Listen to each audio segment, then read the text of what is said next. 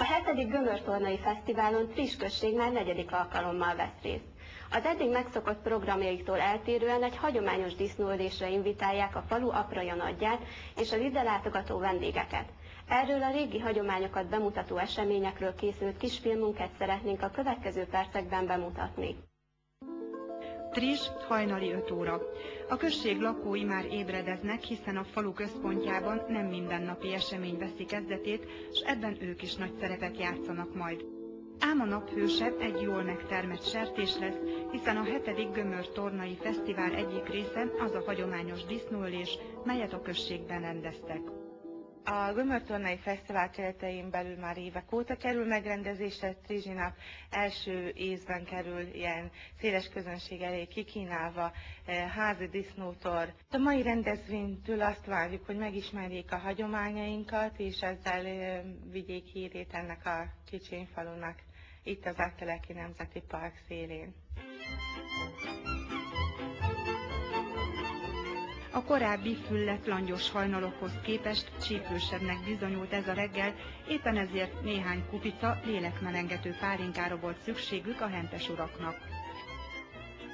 Jó reggelt kívánok! Szeretettel köszöntök mindenkit a Rézi 7. Gömörtornai napok megnyitóján, első mozzanatján, a hagyományos disznóvágásunkon.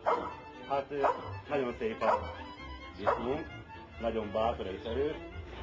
Erre megkérnék mindenkit, hogy egy fogó pálinkával megkínálhatok mindenkit, mivel egy kis erőt és bátorságot gyűjtsünk mi is.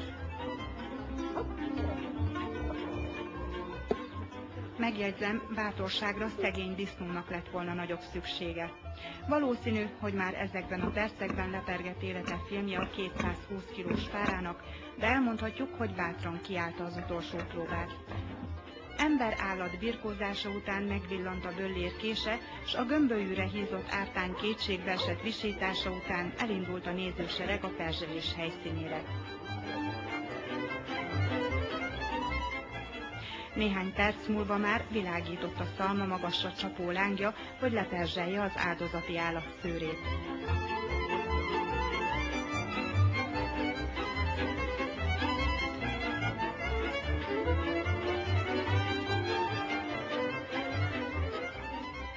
A hagyományos disznóvágásnak az a lényege, hogy régen legtöbbször általában télen vágták a disznókat, és akkor nagyon hideg volt, és akkor csak szalmába tudtak pirítani, és akkor mindig raktak egy kis tüzet az idős bácsik, és akkor a gyerekek tettek rá mindig több szalmát, hogy az mindig végbe maradjon, és akkor szalmával pirították, és abban az időben is, még a szalon meg ide is más volt. Most következő lépést megpirítjuk, leöntjük vízzel, és akkor megpucoljuk teljesen tisztára, és utána kezdjük el bontani.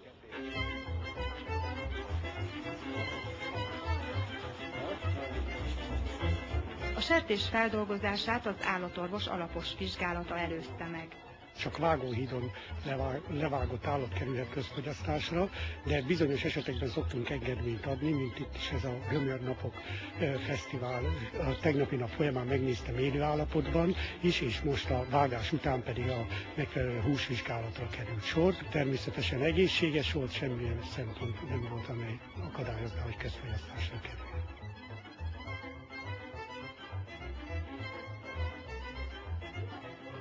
Közben az asszonyok már készítik a pompás reggelit. Fő a víz, akkor belesütöm a vért, meg a baroljuk. És utána daráljuk a hagymát, gyíra megpirítsuk, és akkor arrakjuk a vért.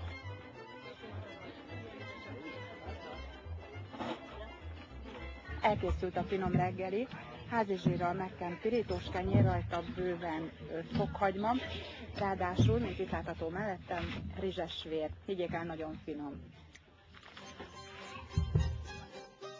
Lakmározás közben a disznó már szétbontva az asztalon hevert. A hentesek s a böllér nagy szakértelemmel csinosítgatják a sonkákat, válogatják a kolbásznak valót, alakítják a szalonnákat.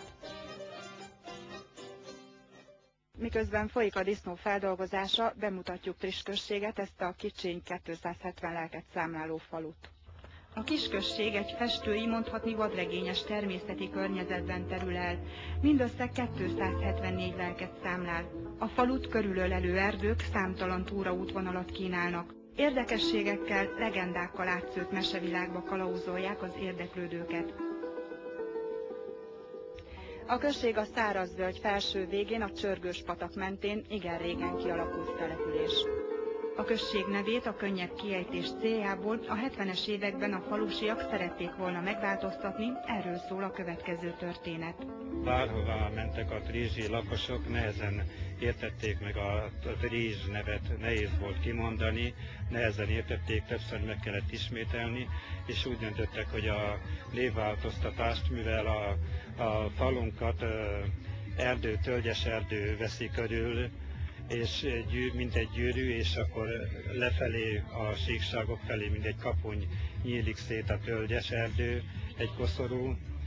Hát tölgyes falvának szerették volna átkeresztelni, mert ez könnyű kimondani, és ez egy szép név is lett volna, és elküldték a Magyar Tudományos Akadémiára a névváltoztatás céljából, és akkor felkértek egy nyelvész, hogy kutasson a falu története után. Dr. Mikesi Sándor névkutató 1970. március 6-án írt leveléből idézve. Kétségtelen, hogy a község neve a szlávból származik, de hogy melyikből nincs eldöntve. Mai alakjában már magyarrá vált, megváltoztatására nem látok semmi okot. Viszont ez a név kapcsolja össze önöket a múlttal. 5 év múlva ünnepelhetik a falu első említésének 700 éves jubileumát. Azt, hogy Trizs 700 éves, azt lehet mondani, de hogy Tölgyesfalva 700 éves, az valahogy hamisan csengene. A község neve tehát Trizs maradt. Érdekessége az 1925-ben épült huszita eredetű református templom, valamint a helyi védelem alatt álló patakparti csűrök és a régi parasztházak.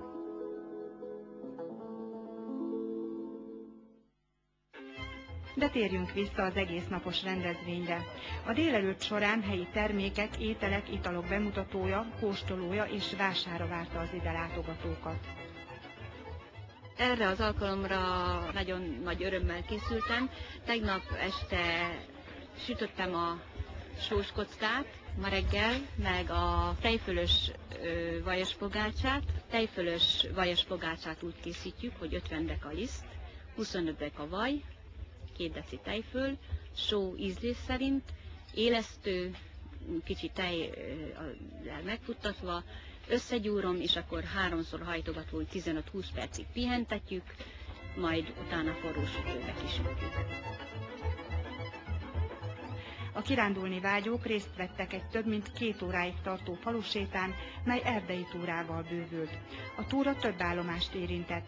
A helyi lakosok segítsége által kiállítást rendeztek kézműves termékekből, régi bútorokból, használati tárgyakból. Erre a mai kiállításon nagyon sok darab érkezett. Melyik a legrégebbi darab? Ezek a szőttesek, több helyről szedtük össze, tudom, hogy olyan 100 éves körül van. Találhatók itt a falon, fali szőttes, a tűzhely fölé kellett ezt rakni, ugye, és minden házban kellett egyet. A tűzhely felett hát az alapvető volt, de még ahol szabad hely volt, például a konyhába, ott mindenütt kirakták. Hiába, hogy református alapvetően a falu, de ez a házi áldás. Hagyománya még itt Trizsben, hogy a fiatalok gyűjtik ezeket a régiségeket. Sajnos ezek úgy elvesztek, de akiknek megmaradtak a stafírunk, hát az nagyon őrzi, az nagyon-nagyon őrzi. És ma akik itt vannak, még akiknek ez meg lesz, azok már nem fogják feladni.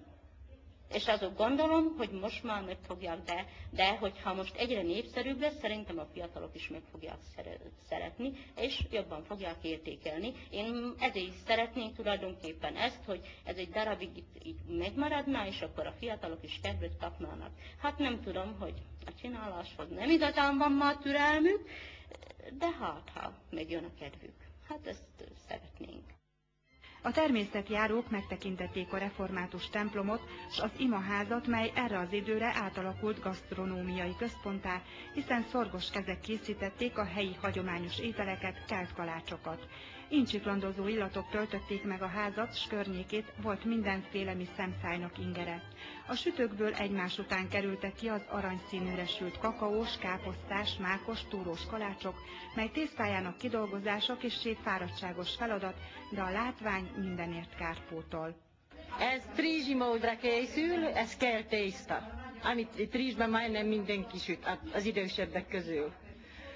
Ez úgy van, hogy most én 3 kg lisztből ragasztok, 2 sima, egy rejtes. Egy rámaváj kell hozzá, még ahány kiló liszt, annyi tojás, még annyi öddeka élesztő. A só, cukor, az mindenki, ahogy szereti. A tej körülbelül ahány kiló liszt, annyi tej kell hozzá a liter. Ott akkor ezt jól bedagasszuk, nagyon jó meg kell, tetszei szerint mindenki, hogy túró, mák, túrós lekváros, mákos túrós, ki hogy szereti, mindenki megtölti vele. Káposztás, akkor kakaós, úgyhogy ennyi. Nem olyan nagy, ki tudja micsoda, ezt mindenki meg tudja csinálni.